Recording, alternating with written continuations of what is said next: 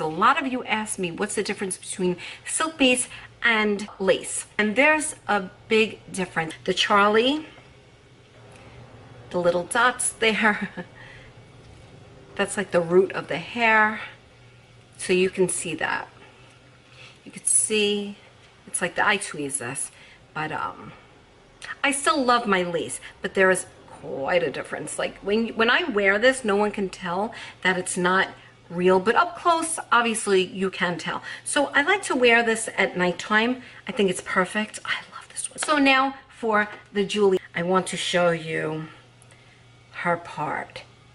So you can see that it's virtually undetectable. Virtually undetectable. I mean, you can go so close to the scalp and it will look so authentic, and I love it.